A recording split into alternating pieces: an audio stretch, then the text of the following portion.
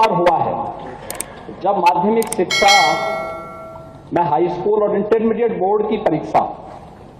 जो पहले 2 महीने 3 महीने तक चलती थी, मात्र 15 दिन के अंदर परीक्षा संपन्न हुई और 14 दिन के अंदर परिणाम भी आए हैं।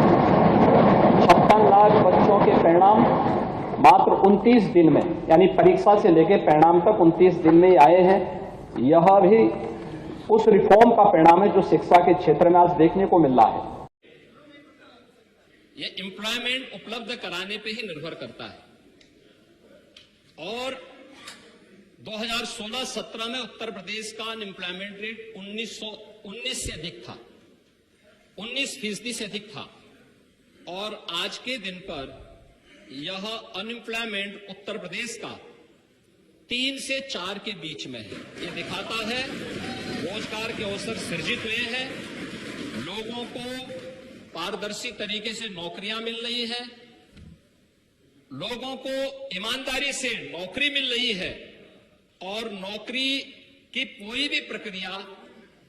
माननीय न्यायालय के द्वारा बीच में इसलिए बाधित नहीं की जाती है क्योंकि माननीय न्यायालय को भी मालूम है कि प्रक्रिया में पारदर्शिता है, प्रक्रिया में पूरी शुचिता है और पूरी ईमानदारी के साथ सरकार इस कार्यक्रम को आगे बढ़ा रही है। उत्तर प्रदेश के इस परसेप्शन के कारण ही ग्लोबल इन्वेस्टर समिट में 36 लाख करोड़ रुपए के निवेश के प्रस्ताव प्राप्त हुए हैं, जो 1 करोड़ नए नौकरी और रोजगार का सृजन उत्तर प्रदेश के अंदर करेगी। यह भी उत्तर प्रदेश के युवाओं के लिए एक अवसर है और उत्तर प्रदेश के युवाओं को तकनीकी दृष्टि से सक्षम बनाने के लिए ही 2 करोड़ युवाओं को टैबलेट और स्मार्टफोन उपलब्ध करवाए जा रहे हैं। राष्ट्रीय शिक्षा नीति 2020 लागू हो चुकी है और इसमें सामान्य पाठ्यक्रम के साथ साथ विभिन्न प्रकार की रोजगार परक पाठ्यक्रमों को भी पैरेलल उपलब्ध कराने के कार्यक्रम प्रारंभ हो चुके हैं और माध्यमिक शिक्षा के क्षेत्र में भी राज्य सरकार ने उस अभियान को आगे बढ़ाया है जिसमें सामान्य पाठ्यक्रम को जारी रखते हुए पैरामेडिकल का, ड्रोन टेक्नोलॉजी का, डाटा एनालिसिस का, 3D प्रिंटिंग का या फिर इससे संबंधित वे सर्टिफिकेट कोर्सेज जो 3 महीने 6 महीने के होंगे, उनको माध्यमिक शिक्षा में अध्ययन करने वाले बच्चों को भी इस पाठ्यक्रम के साथ जोड़ने का एक प्रयास प्रारंभ हुआ है। इसके लिए पहले से ही व्यावसायिक शिक्षा के पाठ्यक्रम में व्यापक परिवर्तन करने के कार्य हो रहे हैं। जहां तक आप जैसे माननीय सदस्यों का यह कहना कि कोई भर्ती नहीं हुई है या अव्यवस्था है,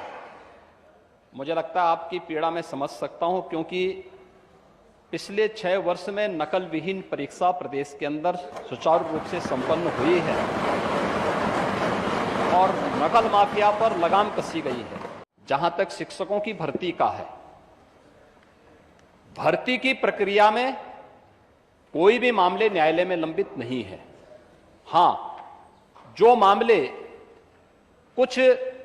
भर्ती की प्रक्रिया के बाद कुछ लोग न्यायालय में गए हैं, उससे संबंधित मामले वहां पर लंबित होंगे, वो अलग विषय है। लेकिन 1,64,000 से अधिक शिक्षकों की भर्ती बेसिक और माध्यमिक शिक्षा में अकेले पिछले 5 वर्ष के अंदर इस सरकार ने किए हैं और शिक्षकों की भर्ती की प्रक्रिया को युद्ध स्तर पर अगर कहीं वैकेंसी है, चाहे वह माध्यमिक शिक्षा में हो, बेसिक शिक्षा में हो, उच्च शिक्षा में हो,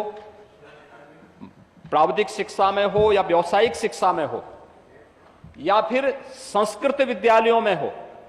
इन सब की भर्ती की प्रक्रिया को सुचारू रूप से संपन्न करने के लिए ही हमारी सरकार प्रदेश में शिक्षक भर्ती की प्रक्रिया को पूरी ईमानदारी, पूरी पारदर्शी तरीके से संपन्न करने के लिए ही एक नया शिक्षा आयोग गठन के लिए एक बिल लेकर के आई है।